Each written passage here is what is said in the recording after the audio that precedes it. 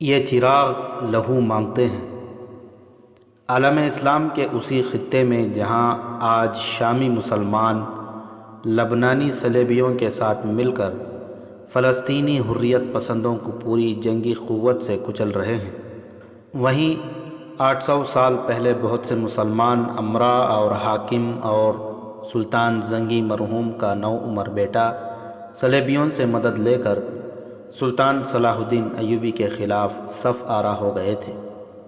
مسلمان کا خون بہا رہا تھا۔ اس وقت فلسطین صلیبیوں کے قبضے میں تھا اور سلطان ایوبی قبلہ اول کے اس خطے کو کفار سے آزاد کرانے کا عزم لے کر نکلا تھا۔ صلیبی اس سے فلسطین تو نہیں بچا سکتے تھے، مگر مسلمان ہی اس کے راستے میں حائل ہو گئے۔ آج بھی فلسطین پر کفار کا قبضہ ہے اور فلسطینی حریت پسند جو قبلہ اول کو آزاد کرانے کے لیے اٹھے تھے، شامی مسلمانوں کی توپوں اور ٹینکوں سے بھسم کیے جا رہے ہیں۔ مارچ 1175 عیسوی میں سلطان صلاح الدین ایوبی اسی خطے کے ارستان سلسلے کوہ میں کسی جگہ اپنے ہیڈ کوارٹر میں بیٹھا اپنے مشیروں اور کمانڈروں کے ساتھ اگلے اقدام کے متعلق باتیں کر رہا تھا۔ جیسا کہ پہلے بیان کیا جا چکا ہے کہ اس نے حلب کا محاصرہ اسی لیے اٹھا لیا تھا کہ ملک الصالح نے صلیبی بادشاہ ریمانڈ کے ساتھ جو جنگی معاہدہ کیا تھا، اس کے مطابق ریمانڈ سلطان ایوبی کی فوج پر عقب سے حملہ کرنے کے لیے آ گیا تھا۔ سلطان ایوبی نے بروقت محاصرہ اٹھا لیا اور ایسی چال چلی کہ ریمانڈ کی فوج کے عقب میں چلا گیا اور ریمانڈ نے لڑے بغیر بھاگ جانے میں عافیت سمجھی۔ حلب مسلمانوں کا شہر تھا جو سلطان ایوبی کے دشمن مسلمان امرا اور الملک الصالح کا جنگی مرکز بن گیا تھا۔ حلب کے مسلمانوں نے خلیفہ اور امرا کے پروپیگنڈے سے متاثر ہو کر سلطان ایوبی کا مقابلہ بے جگری سے کیا تھا۔ وہ حلب پر ایک بار پھر حملہ کر کے غداروں اور ایمان فروشوں کے اس مرکز کو ختم کرنے کی اسکیم بنا رہا تھا کہ اسے مصر سے یہ اطلاع ملی کہ مصر میں اس کے ایک جرنیل القند نے صلیبیوں کی مدد سے سوڈانی حبشیوں کی فوج اس مقصد کے لیے تیار کر لی ہے کہ سلطان ایوبی کی غیر حاضری سے فائدہ اٹھاتے ہوئے مصر پر حملہ کیا جائے اور مصر کی امارت سلطان ایوبی سے چھین لی جائے۔ لیکن سلطان ایوبی کے بھائی العادل نے حبشیوں کو اسوان کے مقام پر شکست دی اور القند نے خودکشی کر لی۔ اس کی اطلاع ابھی سلطان ایوبی تک نہیں پہنچی تھی، اس لیے وہ ارستان میں پریشان بیٹھا تھا۔ عظمت اسلام کا یہ پاسبان ہر طرف سے خطروں میں گھرا ہوا تھا۔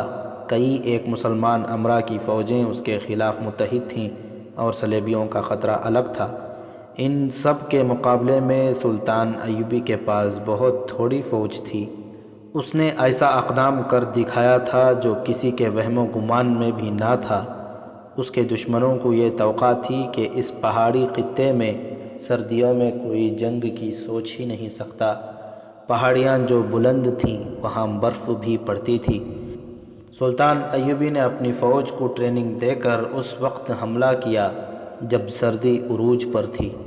اس دلیرانہ اور غیر متوقع اقدام سے اس نے قلیل فوج سے سب کو خوفزدہ کر دیا اور ایسی پوزیشن حاصل کر لی کہ دشمن کی کسی بھی فوج کو اپنی پسند کی جگہ گھسیٹ کر لڑا سکتا تھا۔ اس کی فوج اتنی تھوڑی تھی کہ اسے کبھی کبھی ناکامی کا خطرہ بھی محسوس ہونے لگتا تھا، لیکن سبھی اس سے ڈر رہے تھے۔ اسے یہ ڈر تھا کہ ریمانڈ اسکیم اور راستہ بدل کر اس پر حملہ کرے گا، لیکن ریمانڈ کی حالت یہ تھی کہ اس نے اپنے علاقے تریپولی کا دفاع اس ڈر سے مضبوط کر لیا تھا کہ سلطان ایوبی حملہ کرے گا۔ سلطان ایوبی نے جس طرح اسے بھگایا تھا، اس سے سلطان اسی صورت میں فائدہ اٹھا سکتا تھا کہ صلیبیوں کا تعاقب کرتا، مگر فوج کی قلت نے اسے آگے نہ جانے دیا، اور بڑی وجہ یہ تھی کہ مصر میں القند کی بغاوت نے اسے روک دیا تھا۔ اسے خطرہ نظر آ رہا تھا کہ مصر کے حالات بگڑ جائیں گے۔ اس صورت میں اسے مصر چلے جانا تھا۔ وہ اس صورتحال سے ڈرتا تھا، اگر اسے مصر جانا پڑتا تو مسلمان عمرہ عالم اسلام کو صلیبیوں کے ہاتھ بیچ ڈالتے۔ اس کا دار و مدار اس پر تھا کہ مصر سے اسے کیا اطلاع ملتی ہے۔ اپنے مشیروں اور کمانڈروں سے وہ مصر کے متعلق ہی پریشانی کا اظہار کر رہا تھا جب اسے اطلاع ملی کہ قاہرہ سے قاصد آ گیا ہے۔ سلطان ایوبی نے بادشاہوں کی طرح یہ نہ کہا کہ اسے اندر بھیج دو۔ وہ اٹھا اور دوڑتا خیمے سے باہر نکل گیا۔ قاصد اتنے لمبے سفر کی تھکن سے چور گھوڑے سے اتر کر خیمے کی طرف آ رہا تھا۔ سلطان ایوبی نے گھبراہٹ کے لہجے میں پوچھا، کوئی اچھی خبر لائے ہو؟ بہت اچھی سلطان عالی مقام، اس نے جواب دیا۔ محترم العادل نے حبشیوں کے لشکر کو اسوان کے پہاڑیوں میں ایسی شکست دی ہے کہ اب سوڈان کی طرف سے لمبے عرصے تک کوئی خطرہ نہیں رہا۔ سلطان نے دونوں ہاتھ جوڑ کر آسمان کی طرف دیکھا اور خدا کا شکر ادا کیا۔ خیمے سے دوسرے لوگ بھی باہر آ گئے تھے۔ سلطان ایوبی نے انہیں یہ خوشخبری سنائی اور قاصد کو خیمے میں لے گیا۔ اس کے لیے کھانا وہیں لانے کو کہا اور اس نے اسوان کے معرکے کی تفصیل سن کر پوچھا، اپنی فوج کی شہادت کتنی ہے؟ 327 شہید، قاصد نے جواب دیا۔ 500 سے کچھ زیادہ زخمی۔ دشمن کا تمام تر جنگی سامان ہمارے ہاتھ لگا ہے۔ 1210 حبشی قیدی پکڑے ہیں۔ صلیبی اور سوڈانی سردار اور کمانڈر جو قید کیے گئے ہیں الگ ہیں۔ قاصد نے پوچھا، محترم العادل نے پوچھا ہے کہ قیدیوں کے متعلق کیا حکم ہے؟ صلیبی اور سوڈانی سالاروں اور کمانڈروں کو قید خانے میں ڈال دو، سلطان ایوبی نے کہا اور گہری سوچ میں پڑ گیا۔ کچھ دیر بعد کہنے لگا، اور وہ جو 1000 اور کچھ حبشی قیدی ہیں انہیں اسوان کے پہاڑوں میں لے جاؤ۔ وہ جن غاروں میں چھپے تھے وہ ان سے پتھروں سے بھرواؤ۔ وہاں فرعونوں کے جو زمیندوز محل ہیں انہیں بھی پتھروں سے بھرا دو۔ یہ کام ان حبشیوں سے کرواؤ۔ اگر پہاڑ کھودنے پڑیں تو ان حبشیوں سے کھدواؤ۔ وہاں کوئی غار اور پہاڑوں کے اندر کوئی محل نہ رہے۔ عادل سے کہنا کہ قیدیوں کے ساتھ انسانوں جیسا سلوک کرنا، روزانہ ان سے اتنا کام لینا جتنا ایک انسان کر سکتا ہے۔ کوئی قیدی بھوکا اور پیاسا نہ رہے، اور کسی پر صرف اس لیے تشدد نہ ہو کہ وہ قیدی ہے۔ وہیں اسوان کے قریب کھلا قید خانہ بنا لو اور کھانے کا انتظام وہیں کرو۔ اس کام میں کئی سال لگیں گے۔ اگر تمہارے سامنے کوئی اور کام ہو تو وہ ان قیدیوں سے کراؤ، اور اگر سوڈانی اپنے قیدیوں کی واپسی کا مطالبہ کریں میں خود ان کے ساتھ سودا کروں گا۔ اس پیغام کے بعد سلطان ایوبی نے قاصد سے کہا، العادل سے کہنا کہ مجھے کمک کی شدید ضرورت ہے، اپنی ضرورت کا بھی خیال رکھنا۔ بھرتی اور تیز کر دو، جنگی مشقیں ہر وقت جاری رکھو، جاسوسی کا جال اور زیادہ پھیلا دو۔ اگر القند جیسا قابل اعتماد سالار غداری کا مرتکب ہو سکتا ہے تو تم بھی غدار ہو سکتے ہو، اور میں بھی۔ اب کسی پر بھروسہ نہ کرنا۔ علی بن سفیان سے کہنا کہ وہ اور تیز اور چوکنا ہو جائے۔ مصر سے کمک آنے تک میں کوئی جارحانہ کارروائی نہ کروں تو بہتر ہوگا۔ سلطان صلاح الدین ایوبی نے قاصد کو واپس روانہ کر کے اپنے سالاروں وغیرہ سے کہا، ابھی ہم ان کامیابیوں کے دفاع میں رہیں گے جو ہم حاصل کر چکے ہیں۔ اپنی موجودہ صورتحال پر ایک نظر ڈالو۔ تمہارا سب سے بڑا دشمن تمہارا اپنا بھائی ہے۔ تمہارے طاقتور دشمن 3 ہیں۔ حلب میں الملک الصالح بیٹھا ہے، دوسرا اس کا قلعہ دار مشتگین ہے جو ہرن میں فوج تیار کیے جا رہا ہے، اور تیسرا سیف الدین ہے جو موصل کا حاکم ہے۔ یہ تینوں فوجیں اکٹھی ہو گئیں تو ہمارے لیے ان کا مقابلہ آسان نہیں ہوگا۔ ریمانڈ کو تم نے پسپا کر دیا ہے، لیکن وہ اس انتظار میں ہے کہ مسلمان فوجیں آپس میں الجھ جائیں تو وہ ہمارے عقب میں آ جائے۔ میں محصور ہو کر بھی لڑ سکتا ہوں، لیکن لڑنا چاہوں گا نہیں۔ کیا ایک کوشش اور نہ کی جائے کہ الملک الصالح سیف الدین اور گمشتگین کو اسلام اور قرآن کا واسطہ دے کر راہ راست پر لایا جائے؟ ایک سالار نے کہا۔ نہیں، سلطان ایوبی نے کہا، جو لوگ اپنے دل اور دماغ حق کی آواز کے لیے سرم بہر کر لیا کرتے ہیں، وہ خدا کا قہر اور عذاب کے بغیر اپنے دل اور دماغ نہیں کھولا کرتے۔ کیا میں کوشش کر نہیں چکا؟ اس کے جواب میں مجھے دھمکیاں ملیں۔ اگر اب میں صلح اور سمجھوتے کے لیے ایلچی بھیجوں گا تو وہ لوگ کہیں گے کہ صلاح الدین لڑنے سے گھبراتا اور ڈرتا ہے۔ اب میں ان پر خدا کا وہ عذاب اور قہر بن کر گرنا چاہتا ہوں جو ان کے دل اور دماغ کی مہریں توڑ دے گا۔ یہ قہر تم ہو اور تمہاری فوج۔ اس نے آہ بھری اور کہا، تم نے حلب کا محاصرہ کیا تو حلب کے مسلمان جس دلیری سے لڑے وہ تم کبھی نہیں بھولو گے۔ وہ بے شک ہمارے خلاف لڑے، لیکن میں ان کی تعریف کرتا ہوں۔ ایسی بے جگری سے صرف مسلمان لڑ سکتا ہے۔ کاش یہ جذبہ اور یہ طاقت اسلام کے لیے استعمال ہوتی۔ تم جانتے ہو کہ میں بادشاہ نہیں بننا چاہتا۔ میرا مقصد یہ ہے کہ عالم اسلام متحد ہو جائے اور یہ قوت جو بکھر گئی ہے مرکوز ہو کر صلیبی عزائم کے خلاف استعمال ہو اور فلسطین آزاد کرا کے ہم سلطنت اسلامیہ کی توسیع کریں۔ ہم مایوس نہیں، ایک سالار نے کہا، نئی بھرتی آ رہی ہے۔ اس علاقے جوان خاصی تعداد میں بھرتی ہو رہے ہیں۔ مصر سے بھی کمک آ رہی ہے۔ ہم آپ کی ہر توقع پوری کریں گے۔ لیکن میں کب تک زندہ رہوں گا؟ سلطان ایوبی نے کہا، تم کب تک زندہ رہو گے؟ ابلیسی قوتیں زور پکڑ رہی ہیں، ان کا دائرہ وسیع ہوتا جا رہا ہے۔ میرے وہ عزیز دوست جن پر مجھے بھروسہ اور اعتماد تھا، صلیبیوں کے ہاتھوں میں کھیلے اور میرے ہاتھوں قتل ہوئے۔ القند تمہارے ساتھ کا معتمد سالار تھا۔ کیا تم سن کر حیران نہیں ہوئے کہ القند نے سوڈان سے حبشیوں کی فوج بلائی اور مصر پر قابض ہونے کی کوشش کی؟ اس نے مجھ پر یہ کرم کیا ہے کہ شکست کھا کر اپنی ہاتھوں اپنے جان لے لی۔ میں نے اسے سزائے موت نہیں دی۔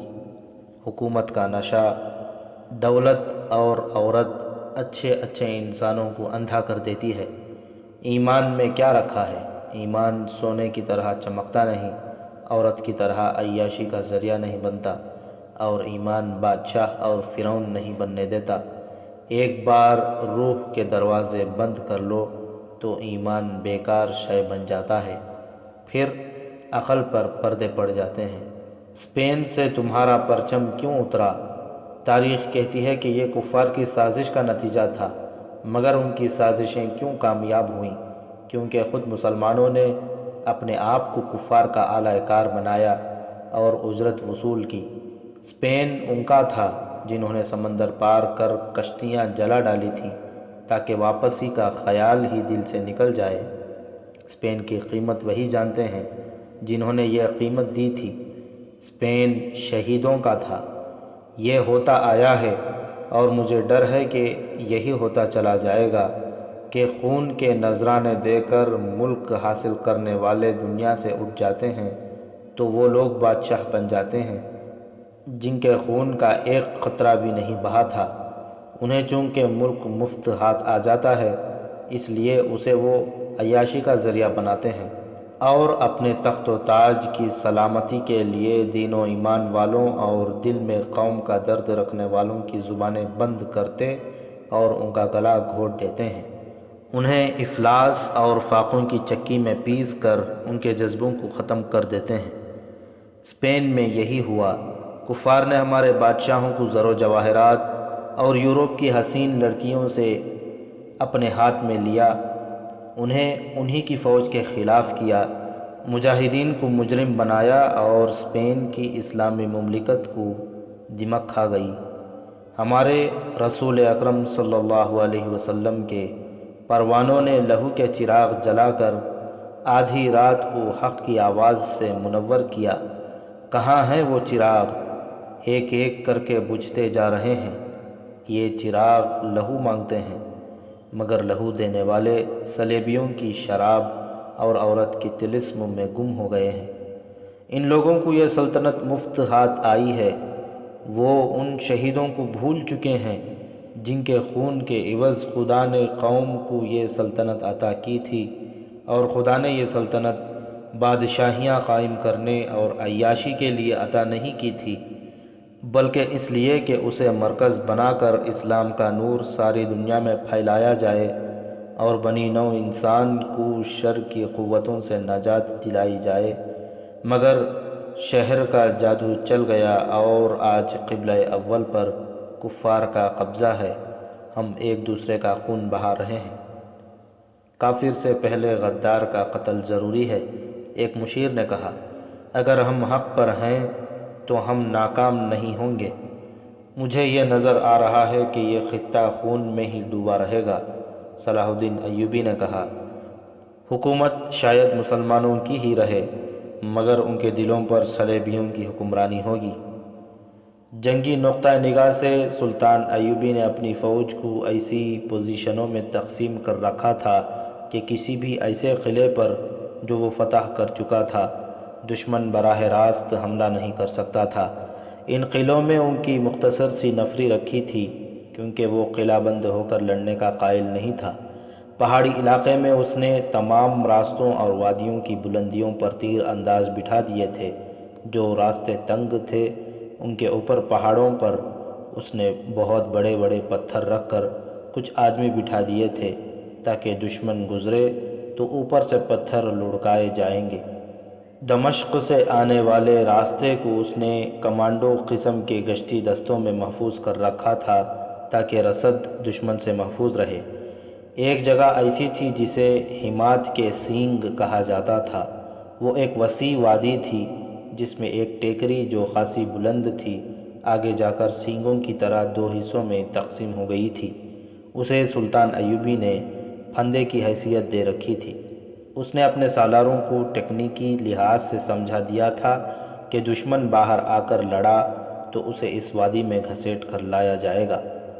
سلطان ایوبی نے تمام علاقے میں ایسی جگہوں پر پوزیشنیں قائم کر لی تھیں جن سے وہ دشمن کو کسی بھی جگہ لانے پر مجبور کر سکتا تھا۔ اس اہتمام کے علاوہ اس کے چھاپہ مار جو ان کی چھوٹی چھوٹی ٹولیوں میں دور دور تک گھومتے پھرتے رہتے تھے، جاسوسی انٹیلیجنس کا نظام ایسا تھا کہ دشمن کے قلعوں کے اندر بھی سلطان ایوبی کے جاسوس موجود تھے جو خبریں بیچتے رہتے تھے۔ اسے یہاں تک معلوم ہو گیا تھا کہ سلطانی کے نام و نہاد دعوے دار الملک الصالح نے اپنے گورنر ہیران کے قلعے دار گمشتگین کو اور موصل کے حاکم سیف الدین کو مدد کے لیے بلایا ہے، اور معلوم ہوتا ہے کہ یہ دونوں کچھ شرائط کے بدلے مدد دیں گے، صرف بلاوے پر نہیں جائیں گے۔ جاسوسوں نے یہ بھی بتایا تھا کہ یہ مسلمان حکمران اور امرا بظاہر اتحادی ہیں لیکن ان کے دل آپس میں پھٹے ہوئے ہیں۔ ہر ایک اپنی جنگ لڑ کر زیادہ سے زیادہ علاقے پر قابض ہونے کی فکر میں ہے، اور صلیبی انہیں مدد کم اور شہ زیادہ دے رہے ہیں اور ان کی باہمی چپ خلش کو ہوا بھی دے رہے ہیں۔ شمس الدین اور شاد بخت کی کوئی اطلاع نہیں آئی۔ سلطان ایوبی نے حسن بن عبداللہ سے پوچھا، کوئی تازہ اطلاع نہیں؟ حسن بن عبداللہ نے جواب دیا، وہ بڑی کامیابی سے اپنا کام کر رہے ہیں۔ گمشتگین نے کوئی بھی قدم اٹھایا، یہ دونوں سالار اپنا کام پورا کریں گے۔ ان کا پیغام بھی یہی تھا کہ حالات کے مطابق وہ کارروائی کریں گے۔ حسن بن عبداللہ سلطان ایوبی کی انٹیلیجنس کا سربراہ تھا۔ وہ علی بن سفیان کا نائب تھا۔ علی بن سفیان مصر میں تھا کیونکہ دشمن کی جاسوسی اور تخریب کاری کا زیادہ خطرہ مصر میں تھا۔ سلطان ایوبی حسن بن عبداللہ کے ساتھ باہر ٹہل رہا تھا۔ اس نے شمس الدین اور شاد بخت کا نام لیا تھا۔ یہ دونوں گمشتگین کے جرنیل تھے۔ گمشتگین کے متعلق بتایا جا چکا ہے کہ شیطان فطرت مسلمان تھا۔ عہدے اور رتبے کے لحاظ سے وہ گورنر تھا اور ہیرن کے قلعے میں مقیم تھا۔ اس قلعے میں اور باہر اس نے خاصی فوج جمع کر رکھی تھی۔ یہ خلافت کے تحت تھا اور خلیفہ کے احکام کا پابند، لیکن اس نے ذاتی سیاست بازی اور چال بازیوں سے فوجی اور سیاسی لحاظ سے ایسی پوزیشن حاصل کر لی تھی جہاں وہ کسی کو پلے نہیں باندھتا تھا۔ اس نے صلیبیوں کے ساتھ درپردہ گٹھ جوڑ کر رکھا تھا، یہاں تک کہ اس کے قلعے میں نور الدین زنگی کے پکڑے ہوئے صلیبی قیدی تھے، جن میں کمانڈر بھی تھے۔ زنگی فوت ہو گیا تو گمشتگین نے کسی کے حکم کے بغیر تمام قیدی رہا کر دیے۔ اس نے یہ اقدام صلیبیوں کی خوشنودی کے لیے کیا تھا، کیونکہ وہ اب صلیبیوں کے خلاف نہیں بلکہ ان سے مدد حاصل کر کے سلطان صلاح الدین ایوبی کے خلاف لڑنے کی تیاریاں کر رہا تھا۔ اس کے 2 سالار تھے جو ذہانت اور جنگی اہلیت کی بدولت اس کے معتمد تھے۔ یہ دونوں بھائی تھے، ایک کا نام شمس الدین علی اور دوسرے کا نام شاد بخت علی تھا۔ یہ دونوں ہندوستانی مسلمان تھے۔ عراق کے اس وقت کے ایک مورخ کمال الدین نے عربی میں تاریخ حلب کے نام سے ایک کتاب لکھی تھی۔ اس نے ان کا اتنا ہی ذکر کیا ہے کہ یہ دونوں سگے بھائی تھے اور نور الدین زنگی کی زندگی میں ہندوستان سے اس کے پاس آئے تھے۔ زنگی نے انہیں فوج میں اچھا رتبہ دے کر ہیران بھیج دیا تھا۔ قاضی بہاؤالدین ابن شداد نے بھی ان کا اپنی ڈائری میں ذکر کیا ہے۔ عرب میں چونکہ نام کے ساتھ باپ کا نام بھی لکھا اور بولا جاتا ہے، اس لیے ان دونوں بھائیوں کے نام تحریروں میں اس طرح آتے ہیں: شمس الدین علی ابن ضیاء اور شاد بخت علی ابن ضیاء۔ یہ اشارہ کہیں بھی نہیں ملتا کہ ضیاء کون تھا۔ تاریخ میں ان دونوں کا نام آنے کا باعث ایک واقعہ ہے جسے اس دور کے وقائع نگاروں نے قلم بند کیا ہے۔ واقعہ اس طرح ہے کہ گمشتگین منمانی کا قائل تھا۔ ہرن میں عملاً اس کی حکومت تھی۔ اس نے اپنے ایک خوش آمدی اور بدتنیت افسر ابن الخاشب ابو الفضل کو قاضی کا رتبہ دے دیا تھا۔ اسلام کے قاضی انصاف اور دانش کی وجہ سے مشہور تھے، لیکن ابو الفضل بے انصافی اور گمشتگین کی خوشنودی کی وجہ سے مشہور ہوا۔ اس کی بے انصافی کے قصے شمس اور شاد بخت تک بھی پہنچتے رہتے تھے، لیکن وہ خاموشی اختیار کیے رکھے تھے۔ وہ فوج کے جرنیل تھے، قاضی کے فیصلوں اور شہری امور کے ساتھ ان کا کوئی تعلق نہ تھا۔ طبعاً بھی وہ خاموش رہنے والے انسان تھے۔ یہ مشہور تھا کہ گمشتگین پر ان کا بہت اثر ہے، اور یہ بھی حقیقت کہ انہوں نے گمشتگین پر اپنا اثر پیدا کر رکھا تھا۔ ان دنوں میں سلطان صلاح الدین ایوبی نور الدین زنگی کی وفات کے بعد 700 سواروں کے ساتھ آیا اور شام اور مصر کی وحدت کا اعلان کیا تھا۔ اس نے اپنے بہت سے جاسوس ان اسلامی علاقوں میں بھیج دیے تھے، جو خلافت کے تحت ہوتے ہوئے ذاتی ریاستوں کی صورت اختیار کر گئے تھے۔ ان جاسوسوں کے چند ایک کارنامے سنائے جا چکے ہیں۔ ان میں سلطان ایوبی کا بھیجا ہوا انتانون نام کا ایک ترک جاسوس ہرن چلا گیا۔ وہ خوبرو اور وجیحہ جوان تھا، ترکی کے علاوہ عربی زبان روانی سے بولتا تھا۔ اس نے گمشتگین تک رسائی حاصل کر لی اور یہ کہانی سنائی کہ اس کا خاندان یروشلم میں آباد ہے، جو اس وقت صلیبیوں کے قبضے میں تھا۔ اس نے بتایا کہ صلیبی وہاں مسلمانوں پر بے رحمی سے ظلم و تشدد کرتے ہیں اور بلا وجہ جسے چاہتے ہیں بیگار پر لگا دیتے ہیں۔